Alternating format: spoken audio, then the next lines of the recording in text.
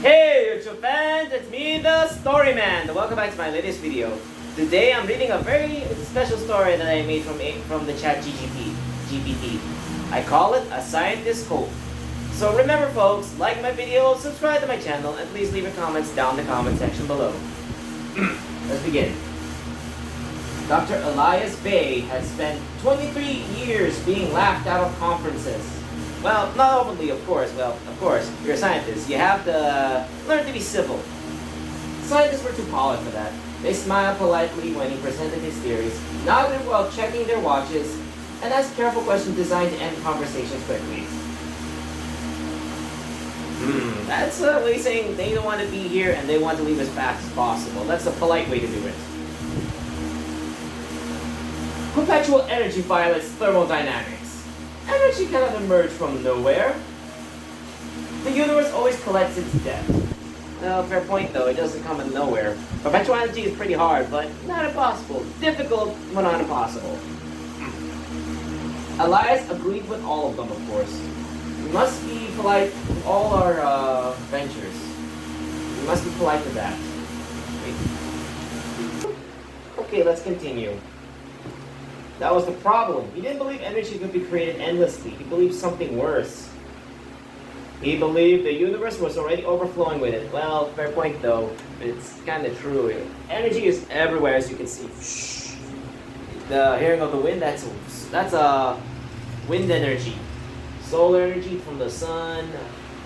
Thermal energy from the volcanoes and lava. It's true though. But this is something different. The discovery happened beneath the Greenland ice sheet, and a research station built to study fluctuations in the planet's magnetic field. Officially, Elias was there to monitor neutrino interference from solar storms. You know those solar flares that come out from our sun? Yeah, those are the kind of things like solar storms. That's the kind of thing that happens, I think. Unofficially, he was chasing ghosts in mathematics. For years, he had found anomalies hidden in deep space measurements, tiny inconsistencies where systems lost lots of energy that should have, not to break physics, just not to bother him. Yeah, I can imagine. It's just not enough to break his stuff, but just not to annoy him. Yeah, that's the kind of thing he's dealing with. A satellite battery lasting 0.002% longer than predicted. A superconducting loop retaining current beyond expected decay. Quantum particles appearing fractionally out of sync with local time. That's a lot of things he has to deal with. Every anomaly was dismissed as an instrumentation error. But Elias noticed something no one else did. All the anomalies aligned with gravitational distortion. Looks like the scientists had discovered a pattern. Gravity, he realized, wasn't merely bending space. It was leaking energy through it. I wonder how many scientists did the same thing he did, to discover perpetual energy. I wonder how he did that. The universe itself behaved like an ocean under pressure. Matter existed not as isolated systems, but as wholes punched into a deeper energetic field. Every atom, every star, every black hole was sitting inside a cosmic current humanity had never learned to touch. Not because it was impossible. Well, somewhat. We can't physically touch it, but because every time looked like nonsense. Fair point though. Going through a black hole would be there's just like the black hole. Ooh. You know Neil deGrasse Tyson's about spaghettification? Yeah, that's what will happen to you if you go near a black hole.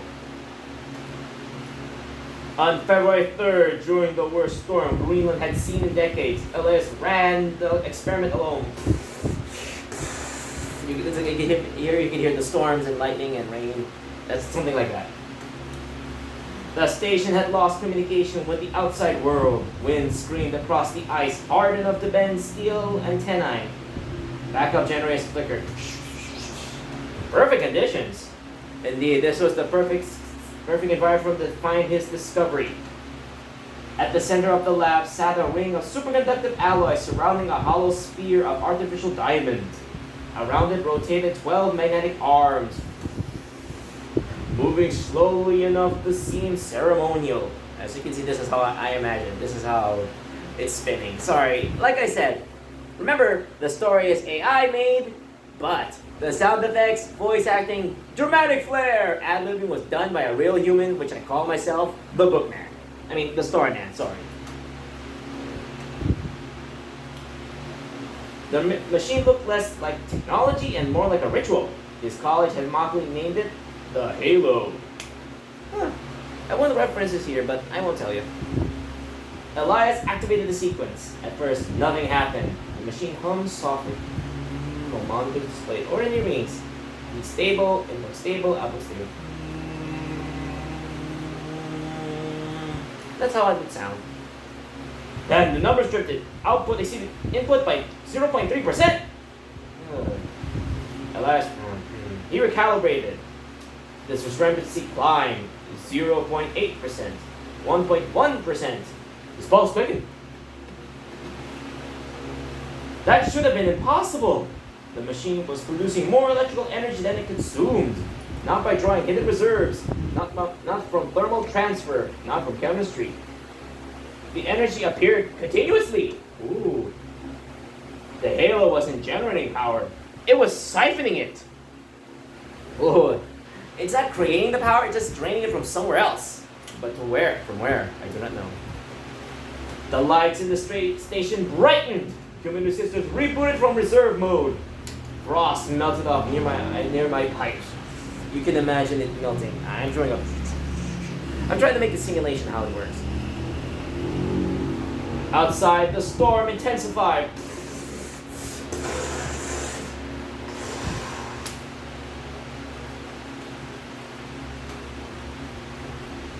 Then came the sound. A low vibration spread through the lab floor, almost being below hearing. Elias felt it in his teeth before he understood it. I can imagine that's how it would sound. That's how it would be. The sphere at the machine's center had begun glowing faint blue. Not hot. Not radioactive. Just luminous. As if space inside the sphere had become thinner. Elias stared at the equations flooding across the monitor. The machine wasn't violating thermodynamics because it wasn't creating energy locally. It was accessing a pressure differential between space-time layers. Like puncturing a dam. It's like, what am I seeing here? These calculations make no sense. I can imagine, that's what he was seeing right now. This is how he would think of it. The universe wanted equilibrium. The halo had given it a path. Then the station lost gravity. For exactly 3 seconds, pencils floated. Frost drifted upward in silver spirals. Elias himself lifted half an inch from the floor. The machine had done more than extract energy. It had altered inertia. Terrified, Elias shut it down. The glow vanished instantly. Everything crashed back to normal. I can imagine everything falling down from gravity. Stuff breaking, you name it. Silence filled the room except for his breathing. He checked the readings again and again until sunrise painted pale light across the ice. There was no mistake. Humanity had discovered access to effectively limitless energy, and with it, the ability to manipulate gravity itself. For 3 days, Elias told no one.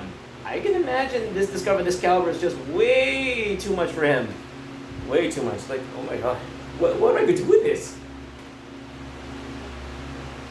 He sat alone in the station, staring at the frozen horizon, understanding the true weight of what he had done. Perpetual energy would end scarcity. No more oil.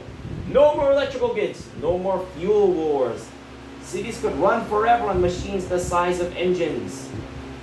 Deserts could bloom. Space travel would become trivial. But another truth followed close behind. Any machine capable of bending space-time could become a weapon beyond comprehension. Of course. Of course, someone could find a way to weaponize this. Every discovery could be turned into a weapon. That's the folly of mankind. Anything we discover, we find, we turn into a weapon. When we discovered fire, we created flamethrowers. When we discovered the wheel, we created tanks.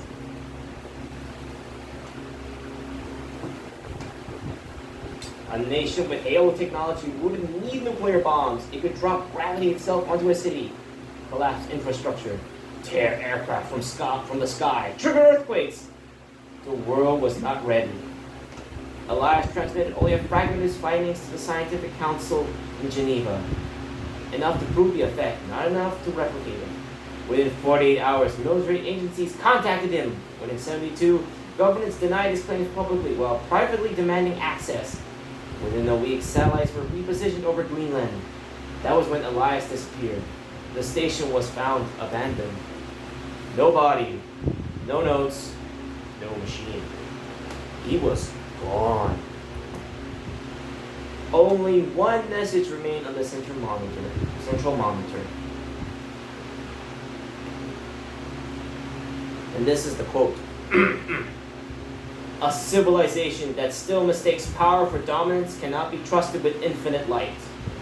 Fair point, though. They can't. That is too dangerous. He discovered perpetual energy, but I can imagine the destructive potential it could do if it falls in the wrong hands. The effects could be catastrophic and staggering. For decades, conspiracy theories spread across the world. Some claim Elias had been assassinated. Others believe he built a hidden reactor somewhere beneath the ice. A few insisted the Halo was still running in secret, secretly powering facilities no government admitted existed. Then, 31 years later, the blackouts began. Entire cities lost power overnight as global energy infrastructure mysteriously failed. Oil reserves ignited. Reactors shut down. Nations panicked. In the middle of the chaos, small blue lights appear in villages, rooftops, deserts, and ships at sea. Oh, looks like Elias had made his move. Compact machines, silent, self-powered, no instructions, no markings, nothing. It's just there. Just enough energy to sustain a community indefinitely. Elias Bay had returned the discovery to humanity exactly as he intended. Not as a weapon, not as profit, but as something impossible to control. By the time the governments understood what was happening, millions of Halo devices had already spread across the planet. The age of energy scarcity ended not with conquest or commerce, but with anonymity. Sometimes you're better left unknown. A discovery of this caliber is just way too much for one person to have. I can imagine your life will never be the same. And somewhere beneath the Greenland ice, in a chamber humming softly with blue light, an old scientist smiled as humanity took its first step beyond survival. And Elias said this, my people, at last, you are ready. I want you to see this as a way to help humanity. Not a weapon, not for profit, but a way to but something to give you a light in the darkness. And I'll end the video right here. And that's the story of a scientist's hope. So thank you for watching my video. This is the Storyman signing out. So remember, folks, like my video, subscribe to my channel, and please leave your comments down in the comment section. Remember, hit that like button on the video. Subscribe to my channel at my channel to get daily updates from me. Comment down in the comment section below what you want to read, and what kind of story you want me to make, and I will read it for you as a request.